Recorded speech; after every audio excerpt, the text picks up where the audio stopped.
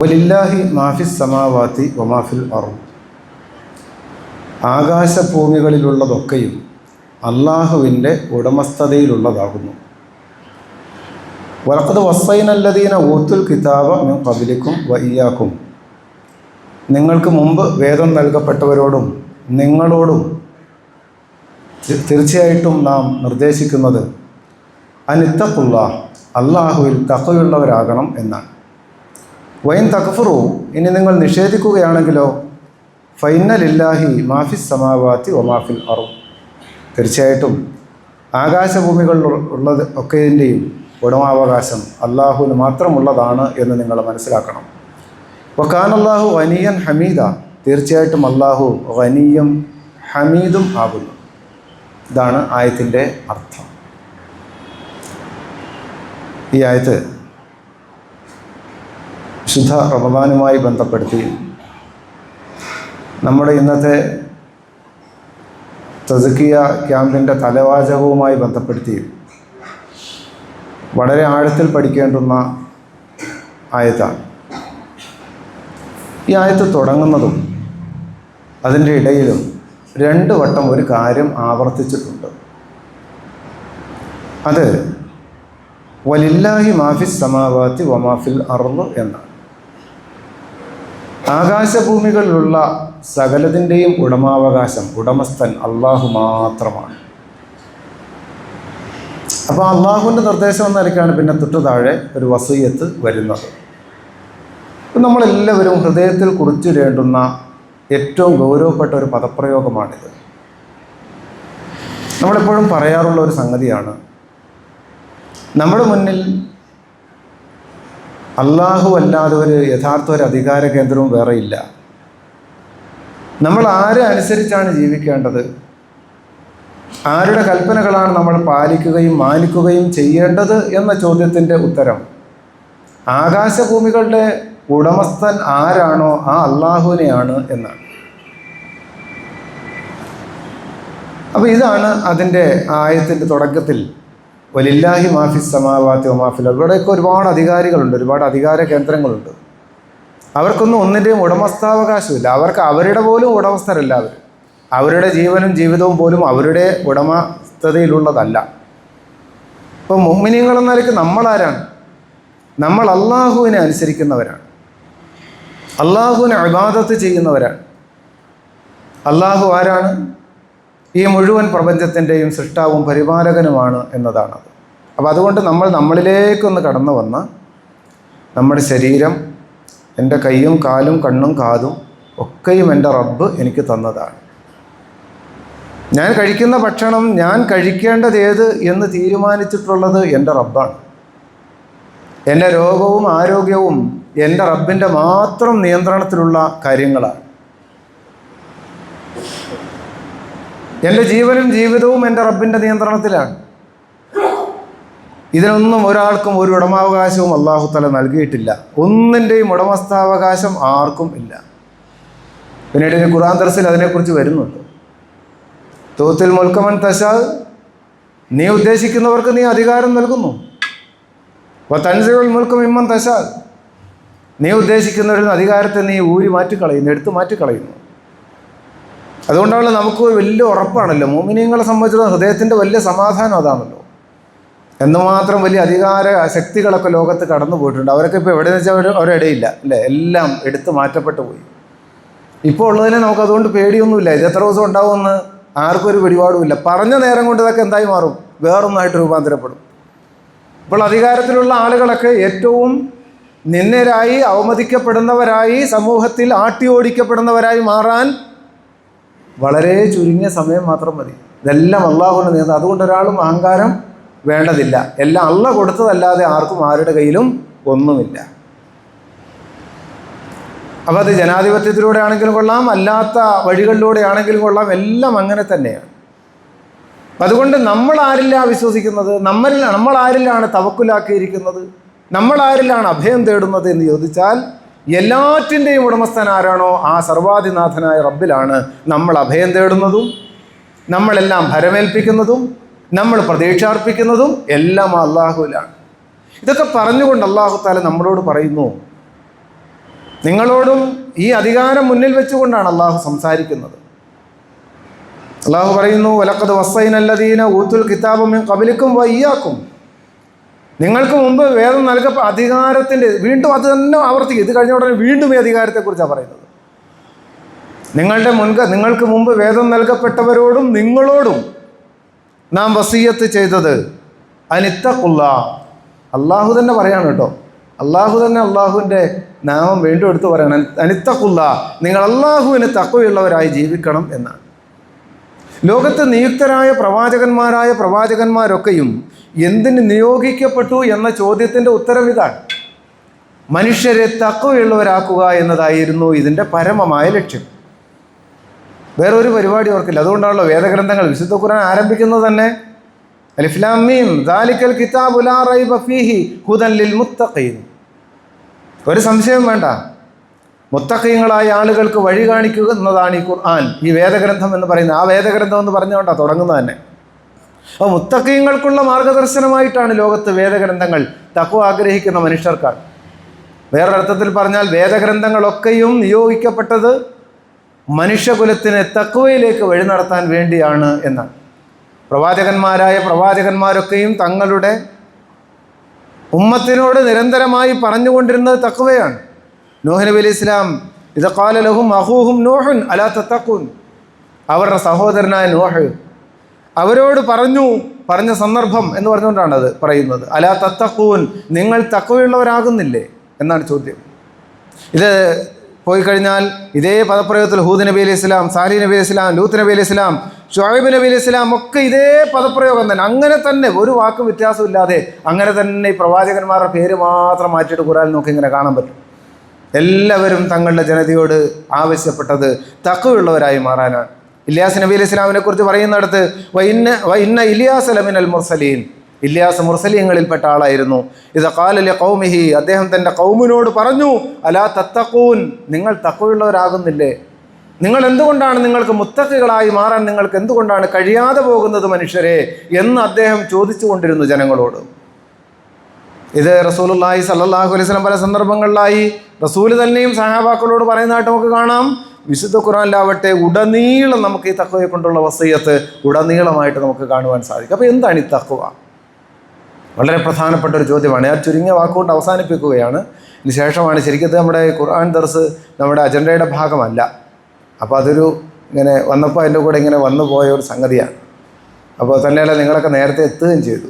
സാധാരണഗതിയിൽ അങ്ങനെയുണ്ട് ഖുർആൻ ദർസിൻ്റെ ഒരു രീതി എന്ന് പറയുന്നത്. അപ്പോൾ എന്തായാലും അത് എണീറ്റുന്ന സ്ഥിതിക്ക് ഒരു 10 മിനിറ്റ് ഇതിനെക്കുറിച്ചൊന്ന് പറയാം. ഈ വിഷയവുമായി ബന്ധമുള്ളതാണല്ലോ, വിശുദ്ധ റമദാനുമായും കൂടെ ചേർത്ത് വായിക്കേണ്ട ഒരു സംഗതിയാണ് എന്നതുകൊണ്ട് അതിലേക്കൊന്ന് ചെറിയൊരു സൂചന നൽകാനാണ് ഉദ്ദേശിക്കുന്നത്. അപ്പോൾ ഈ തഖ്വയെക്കുറിച്ചുള്ള പാഠത്തിൽ നമുക്കറിയാം, റമദാനുമായി ബന്ധപ്പെട്ട് നമ്മളെപ്പോഴും പറയാറുള്ള സംഗതി യാ അയ്യുഹല്ലദീന ആമനു കുത്തിബ അലൈക്കുമുസ് സിയാമു കമാ കുത്തിബ അലല്ലദീന മിൻ ഖബ്ലിക്കും ലഅല്ലക്കും തത്തഖൂൻ. ഉണ്ടോ? നിങ്ങളുടെ മുൻഗാമികൾക്കെന്നതുപോലെ നിങ്ങൾക്കും നോമ്പ് നിർബന്ധമാക്കപ്പെട്ടത് നിങ്ങൾ തഖ്വയുള്ളവരാകാൻ വേണ്ടിയാണ്. അപ്പോൾ തഖ്വയിലേക്ക് വഴി നടത്തുന്ന വിശുദ്ധ ഖുർആൻ അവതീർണമായി ഈ മാസത്തിൽ നമ്മൾ നോമ്പ് നോൽക്കുന്നത് തഖ്വയുള്ള മനുഷ്യരായി മാറാൻ വേണ്ടിയാണ്. അപ്പോൾ നമ്മുടെ ജീവിതത്തിൽ എത്ര അളവിലാണ് തഖ്വ സംഭവിക്കുന്നത് എന്നത് വളരെ പ്രധാനപ്പെട്ടൊരു കാര്യമാണ്. റമദാനുമായി ബന്ധപ്പെട്ട് നമ്മളോട് ചോദിക്കേണ്ട ചോദ്യം, ഓരോ റമദാൻ കടന്നു പോകുമ്പോഴും കൂടുതൽ തഖ്വയുള്ള മനുഷ്യരായി നമുക്ക് മാറാൻ സാധിക്കുന്നുണ്ടോ എന്നതാണ് ഏറ്റവും വലിയ അന്വേഷണം എന്ന് പറയുന്നത്. അപ്പോൾ ഈ റമദാൻ തഖ്വയുടേതാകണമല്ലോ. അപ്പോൾ തഖ്വ എന്ന വാക്കിൻ്റെ പൊരുളെന്താണ്, അതിൻ്റെ ആഴത്തെക്കുറിച്ച് മുഫസ്സിറുകൾ ധാരാളമായി വിശദീകരിക്കുന്നുണ്ട്. എന്ന് മാത്രമല്ല ധാരാളം സഹാബാക്കളും താബഈങ്ങളും എല്ലാം തഖ്വയ്ക്ക് ഇങ്ങനെ വിശദീകരണങ്ങൾ നൽകുന്നതായിട്ട് നമുക്ക് കാണാൻ സാധിക്കും. തഖ്വ എന്ന വാക്ക് അറബിയിലെ വിഖായത്ത് എന്ന പദത്തിൽ നിന്നുണ്ടായതാണ്. വിഖായത്ത് എന്ന പദത്തിൽ നിന്നാണ് തഖ്വ എന്ന വാക്കുണ്ടായിട്ടുള്ളത്. വിഖായത്ത് എന്ന് പറഞ്ഞാൽ ഒരു സംരക്ഷണ കവചമാണ്. സംരക്ഷണം എന്നാണ്, സംരക്ഷണ കവചം എന്നൊക്കെയാണ് എൻ്റെ അർത്ഥം. നോമ്പിനെക്കുറിച്ച് പറയുമ്പോൾ ഭയങ്കര അത്ഭുതമാണ് കേട്ടോ. ഈ നോമ്പിനെക്കുറിച്ച് തന്നെ നബി സല്ലല്ലാഹു അലൈഹി വസല്ലം അസ്സൗമു ജുന്നത്തുൻ എന്ന് പറയുന്നുണ്ട് കേട്ടോ. നോമ്പ് പരിചയമാണ് കേട്ടോ. ഈ സംരക്ഷണ കവചമാണ്, പലതിനെയും തടുത്തു നിർത്താനുള്ള, പലതിൽ നിന്നും എന്നെ തടുത്തു നിർത്താനും പലത് എന്നിലേക്ക് വരാതിരിക്കാനും എന്നിൽ നിന്ന് പലതും പുറത്തേക്ക് പോകാതിരിക്കാനുമുള്ള ഒരു സംരക്ഷണ കവചം. നോമ്പ് അങ്ങനെ തന്നെ സെറ്റ് ചെയ്തിരിക്കുന്ന ഒരു സംഗതിയാണ്. നോമ്പ് നമ്മൾ വിചാരിക്കും മാതിരി നേരം വെളുക്കുന്നവർ വൈകുന്നേരം വരെ പട്ടിണി ഇരിക്കുന്ന പരിപാടിയുടെ പേരേ അല്ല എന്ന് ധാരാളമായ ഹദീസുകൾ നമുക്ക് കാണാൻ സാധിക്കും. അതിൻ്റെ പൊരുളെന്ന് പറയുന്നത് തഖ്വയാണ്. നമ്മൾ അതിസൂക്ഷ്മതയോടെ നമ്മൾ ജീവിക്കുകയാണ്. എന്താണ് സൂക്ഷ്മത? 2 കാര്യങ്ങളാണ് തഖ്വയുടെ ഭാഗമായിട്ട് മുഫസ്സിറുകൾ വിശദീകരിക്കുന്നത്. 2 കാര്യങ്ങളാണ് സംഭവിക്കേണ്ടത്. അതിലൊന്ന് തഖ്വ എന്ന് പറയുന്നത് വിഖായത്ത് സംഭവിക്കേണ്ടത് അള്ളാഹുവിൻ്റെ നരകാഗ്നിയിൽ നിന്നാണ്. അള്ളാഹുവിൻ്റെ നരകത്തിലേക്ക്, പരലോക നാളിൽ നരകാഗ്നിയിലേക്ക് വലിച്ചെറിയപ്പെടുന്ന ഒരു കാര്യവും എൻ്റെ ജീവിതത്തിൽ സംഭവിക്കരുത് എന്ന ഒരു മനുഷ്യൻ്റെ ദൃഢനിശ്ചയത്തിൽ നിന്നാണ് തഖ്വ രൂപപ്പെട്ടു വരിക. ഇതാണ് അതിൻ്റെ ഒരു ഭാഗം. 2ാമത്തെ ഭാഗം കുടികൊള്ളുന്നത് എന്നിൽ നിന്ന് മറ്റൊരാൾക്കും ജീവിതത്തിൽ ഒരു പ്രയാസവും ഉണ്ടാകാൻ പാടില്ല എന്നതാണ്. അതായത് നാളെ പരലോക നാളിൽ അള്ളാഹുവിൻ്റെ അടുക്കൽ എനിക്കെതിരെ പരാതിക്കാരും ഉണ്ടാകാൻ പാടില്ല.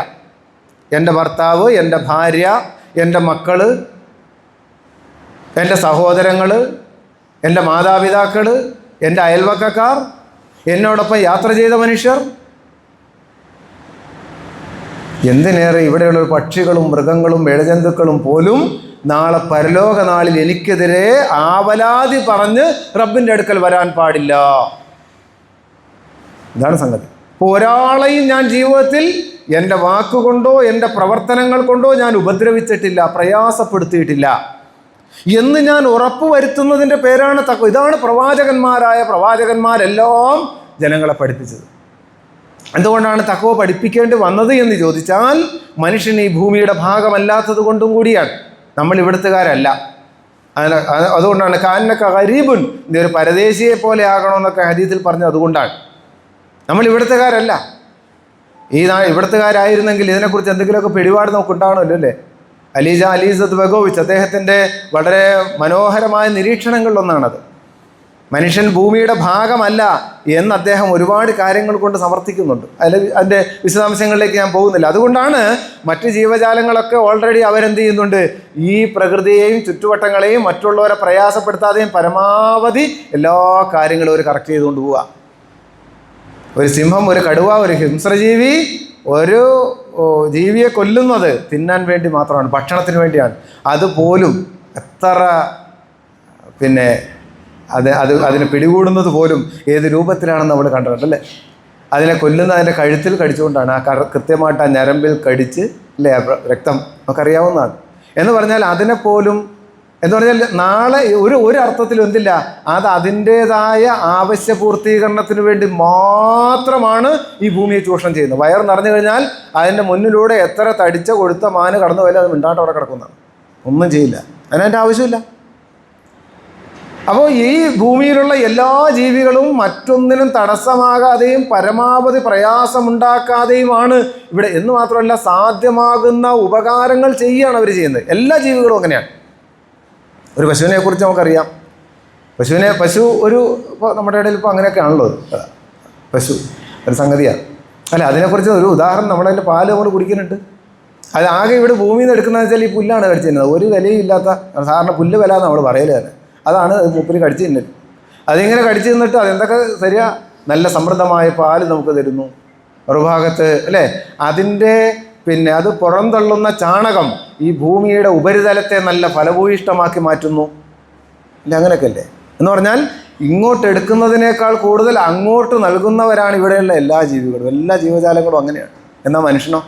അതുകൊട്ടെ. അപ്പം ഞാൻ പറഞ്ഞു വരുന്നത്, അതുകൊണ്ട് മനുഷ്യരോട് അല്ലാഹു തആല നിർദ്ദേശിക്കുകയാണ് വളരെ സൂക്ഷിച്ചുകൊണ്ട് അവിടെ ജീവിക്കാൻ. നിങ്ങളുടെ മാത്രമല്ല ഈ ഭൂമി, ഒരുപാട് കാര്യങ്ങൾ ശ്രദ്ധിക്കാനുണ്ട്. മറ്റുള്ളവരുടെ ആവാസ വ്യവസ്ഥയ്ക്ക്, മറ്റുള്ളവരുടെ ജീവിതത്തിന്, മറ്റുള്ളവരുടെ സ്വൈര്യതയ്ക്ക്, സ്വസ്ഥതയ്ക്ക് ഒന്നും തടസ്സമാകുന്ന ഒന്നും ഉണ്ടാകാൻ പാടില്ല. പരമാവധി ഫത്തഖുല്ലാഹ മസ്തതഅ്തും, സാധ്യമാകുന്ന അളവിൽ അള്ളാഹുവിനെ സൂക്ഷിക്കണമെന്നാ. എന്ന് പറഞ്ഞാൽ എന്താ അത്? അതിനോടുള്ള അക്രമം പടച്ചറബിനോടുള്ള അക്രമമാണ്. അള്ളാഹുവിനെ സൂക്ഷിക്കാനാണ് പറയണത്. അപ്പം അതുകൊണ്ട് ഈ കാര്യങ്ങളിലെല്ലാം വലിയ സൂക്ഷ്മത പുലർത്തി മുന്നോട്ട് പോകണമെന്നാണ്. അതുകൊണ്ട് വിശുദ്ധ റമദാനിൽ നമ്മൾ എടുക്കേണ്ടുന്ന പ്രതിജ്ഞകളിലൊന്നതാണ്, ഞാൻ മുത്തഖിയായി ജീവിക്കാൻ തീരുമാനിച്ചിരിക്കുന്നു എന്നാണ്. തഖ്വയുള്ള മനുഷ്യനാകണം എനിക്ക്. ഇനി ഇങ്ങനെ പോയാൽ പറ്റില്ല. ഒന്നും കൂടി ശ്രദ്ധ വേണം ജീവിതത്തിന്. ദയവായി തോന്നണൊക്കെ ഇങ്ങനെ പറയുക, നിലവിളിക്കുക, എന്തെങ്കിലുമൊക്കെ ചെയ്യുക, അങ്ങനെയല്ല. കുറേയും കൂടി സൂക്ഷ്മം. ഞാൻ നാളെ എന്ത് കാര്യത്തിലും നാളെ പടച്ചറബിൻ്റെ മുന്നിൽ കോടതിയിൽ ഞാൻ എന്ത് സമാധാനം ബോധിപ്പിക്കും എന്ന ആ ചോദ്യം നമ്മുടെ ഉള്ളിൽ നിരന്തരം മുഴങ്ങണം. അതിൻ്റെ പേരാണ് തഖ്വ. എന്ത് കാര്യവും അങ്ങനെയാണ്. അപ്പം അതുകൊണ്ട് ഈ പറയുന്ന അളവിലും അർത്ഥത്തിലും പിന്നെ അള്ളാഹുവിൻ്റെ കൽപ്പനകൾ മുഴുവൻ ശിരസാ വഹിച്ച് എൻ്റെ റബ്ബ് പറഞ്ഞതാണ്, മറുഭാഗത്തെ ഇബാദത്തുകളൊക്കെ അങ്ങനെ രൂപപ്പെട്ട് വരുന്നതാണ്. അത് വ്യക്തികളോ ഈ പറയുന്ന സമൂഹമായിട്ടൊന്നും അതിന് ബന്ധമില്ല, നമ്മളിലേക്ക് തന്നെ വരികയാണ്.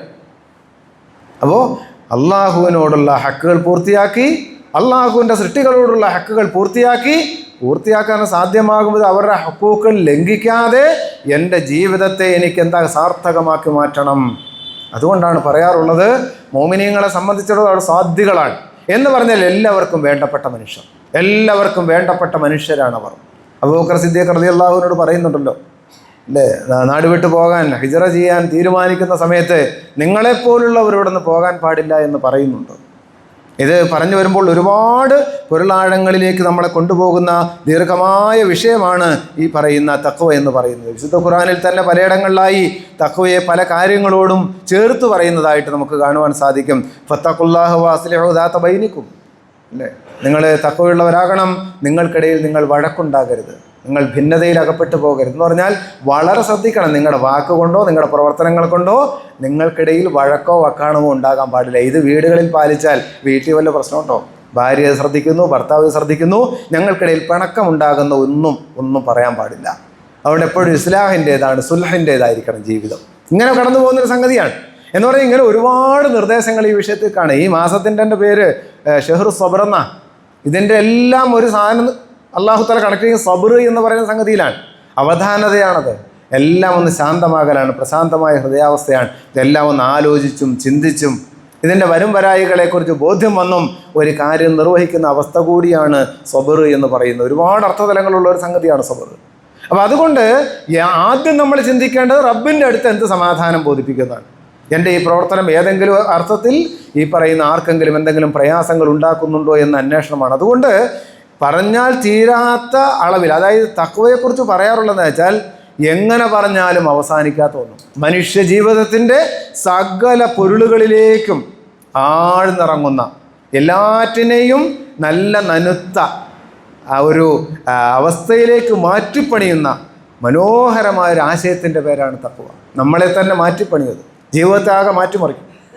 അതുകൊണ്ട് തഖ്വയുടേതായ വികാരവും ബോധവുമൊക്കെ നമുക്ക് നിരന്തരമായി ഉണ്ടാകണം എന്ന് ഈ സന്ദർഭത്തിൽ സാന്ദർഭികമായിട്ടൊന്ന് സൂചിപ്പിക്കുകയാണ്. കടന്നു പോകുന്ന റമളാൻ ഈ പറയുന്ന അർത്ഥത്തിൽ തഖ്വയുടെ റമളാനാക്കി മാറ്റുകയും തഖ്വയിലൂടെ മോമിനീങ്ങൾക്ക് അല്ലാഹു തആല വാഗ്ദാനം ചെയ്തിട്ടുള്ള ഈ പറയുന്ന എല്ലാ കാര്യങ്ങളും നേടിയെടുക്കാൻ നമുക്ക് സാധിക്കുകയും ചെയ്യേണ്ടതുണ്ട്. അല്ലാഹു തആല നമ്മളെല്ലാവരെയും അനുഗ്രഹിക്കുമാറാവട്ടെ. വാഖിറു ദഅ്വാനാ അനിൽ ഹംദുലില്ലാഹി റബ്ബിൽ ആലമീൻ. അസ്സലാമു അലൈക്കും വറഹ്മത്തുള്ളാഹി.